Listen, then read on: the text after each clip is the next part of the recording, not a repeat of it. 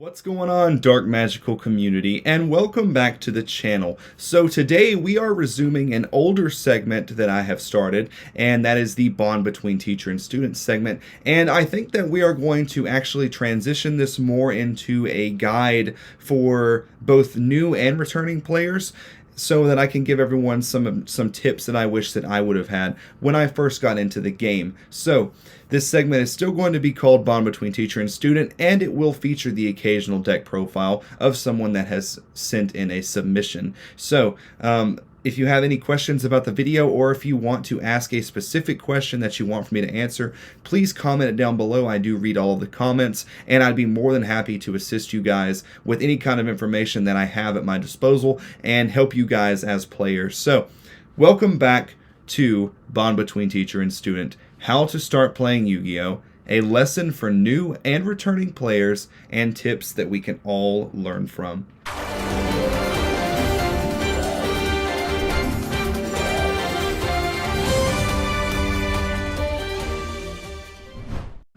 So getting started here, tip number 1, we are going to make sure that we subscribe. This is a series, guys, that I'm going to be doing for a long time, and I really want everyone to be able to benefit from this. And you don't want to miss things, you don't want to miss these episodes, because every episode is going to feature new tips and things that we haven't talked about before. So if you're new or you're returning to the game, this can be very beneficial for you. So make sure that you subscribe, make sure you comment with any questions that you have, press like and share.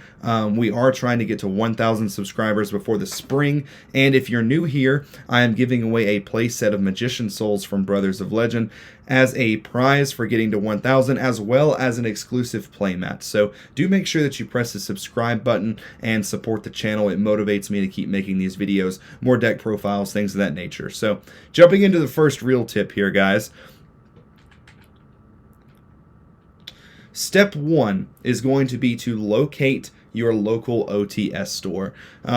One of the things I think is the most important thing that you could do is to insert yourself into a Yu-Gi-Oh! Community, because this is going to be a place where you spend a lot of time. You're going to see a lot of familiar faces. This is going to be a place that you are learning the game, a place that you're playing the game. You're going to be surrounded by players of every skill level, all the way down from beginner, which is going to be you, and all the way up to expert, definitely not me. So something that you need to also take into consideration is that everyone's advice that you could be given is very important. It doesn't matter if someone has no YCS tops or someone has 50. You need to take both of their advice at least into consideration. Think about the point they're trying to get across to you, and write some notes down. Take advantage of other people's knowledge of the game. It's going to be very crucial and very important for you in your earlier stages of your Yu-Gi-Oh! Journey.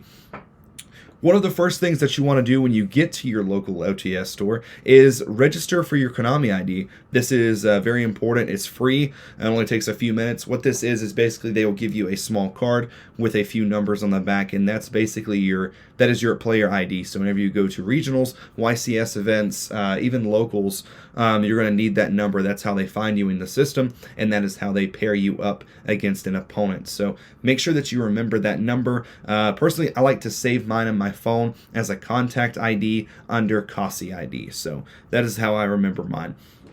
Getting to know your local players, not just in the game. You want to know their name. You want to find out what their occupation is. Do they have other hobbies? Where's their favorite place to eat in town? These small talks can lead to lifelong connections and lifelong friendships, and it's also noteworthy that these people are going to be helping you along your Yu-Gi-Oh! Journey. Even if you're not talking to them, even if you're not speaking with them, like in general, like just watching them and the way they play, that can be very beneficial for new players. Maybe you learn an interaction with a deck you didn't know how it worked like that, or maybe you see a card that works in your deck that you didn't think about before. All of these things definitely need to be taken into consideration. don't be afraid to ask to go out to dinner with your local group or hang out after the tournament. As I've stated before, these are going to become some of the closest people in your circle. You're going to be seeing these guys every weekend, every weeknight that you go to your store. If you participate in like remote duels online, you're going to see the same faces a lot. So you definitely need to try to learn everyone's name and be cordial to people. Go up to Josh and say, "Hey man, how's it going? It's good to see you again. I haven't seen you a couple weeks. So where you been?" If you ever miss a weekend at your locals, find out who won. Go up and talk to them. Ask how the tournament was. Do they have any advice for this week for new players? You will find that in the Yu-Gi-Oh community, while there are some bad eggs, there are a lot of great people in the community, and a lot of people are going to be more than happy to help you along your Yu-Gi-Oh journey. Take note of what deck everyone plays and why they play that deck. Are they playing it because it's the tier 1 deck and they really want to win? Or are they playing it because it's the deck they're passionate about? Is it something that brings back good memories to them, an archetype they just like? Lots of things to take into consideration. Probably one of the most important things on your Yu-Gi-Oh journey is going to be picking a deck. There are hundreds of decks, so many different archetypes out there. And it's important to start off with a deck that you like, but not one that's very advanced. You wouldn't want to start off playing a deck like D2D, which basically uses every summoning mechanic in the game. Fusion, XYZ, Link, Pendulum, every mechanic in the game. You wouldn't want to start off with something like that. You'd want to start off with something that teaches you the basic mechanics of the game. Normal summon, special summon, flip summon, spell card, trap card, everything like that. I always recommend Tri-Brigade because it's easy to remember the effects because every monster has the same secondary effect. So that's just what I kind of tell people. You want to pick... It helps to pick a deck that other people at the shop are well-rounded in as well. It gives you an advantage. It gives you an insight for things that you may not be able to see yourself. So if you're watching someone play your deck, you might see a combo line that you didn't see the first time, or you might learn some kind of interaction that you didn't know already. And the more knowledge that you have with your deck is helping you develop better weapons to take to the fight. So you want to know your deck inside and out. And the cold hard truth about this is expect to lose a lot in the beginning days, and it's okay because I've been there myself, as everyone has. The greatest Yu-Gi-Oh players that exist, Patrick Hoban, Jeff Jones, Max Reynolds, all these guys, at one time they picked up a deck for the very first time and learned how to play Yu-Gi-Oh. At one time they were just like you and just like me. At one time those great players started out just like you, and you can't get there unless you put in the work, unless you lose some. It's just inevitably going to happen. Yu-Gi-Oh is like any hobby. The more that you put into it, the more you get out of it. I've been playing this game since 2005, and I learn new things every single day. The game that we play is just constantly evolving, and I think that's one of the aspects about the game that I just really do like. You're going to need supplies to play Yu-Gi-Oh. You could pick up a structure deck and try to play that. I recommend investing in an actual deck, but you can always try a structure deck if you just really want to get a feel for the game. No, you don't need a dual disc. You can leave that at home. You don't have to bring that with you. We're not in Battle City, unfortunately. It would be kind of cool, though. But some of the most common supplies you're going to need for the game are card sleeves, and make sure you get your favorite color or a color that you like. These are just these small things right here. They just go over your card and protect your cards. I mean, we've all been kids before. We've all seen those guys at locals show up, those kids with rubber bands around their cards. You don't want to be like that. Get you some card sleeves. They're very inexpensive, and they will protect your cards. Pen and paper is very important. I also have on here calculator. A lot of people do keep up with their life on a calculator. I don't like to do that because a judge is always going to take whoever has life on pen and paper if there are ever any life point discrepancies. So keep the calculator aside to run some quick calculations and pluses and minuses, but always keep a physical copy of life. It is very important. There's not a lot of coin toss effects in the game anymore. I always keep a coin just in case. It probably should be in the optional section, but you know, if your deck does play a coin toss card, just make sure that you have a coin. Deck box and a backpack. These are kind of obvious, but you want to have something like this right here. This is one of the newer deck boxes. I actually just picked this one up today. To keep your cards in, to keep your cards safe. You don't want to be carrying them around in your pocket or something. And then a backpack to keep all of this stuff in. And then optional supplies, you have stuff like playmats. Just kind of helps protect your sleeves a little bit more. Helps the life of those, helps the longevity of your sleeves. So that's optional. And a trade binder. As you enter tournaments, you'll get packs, you'll pull cards, you need somewhere to put them. You can put them in a binder, you can sell those, you can trade those. So those are some good optional supplies that you can have at your disposal.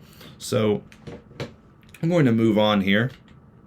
And remember, guys, this is a game. This is only a game, and these are your friends that you're playing with. No one likes a sore loser.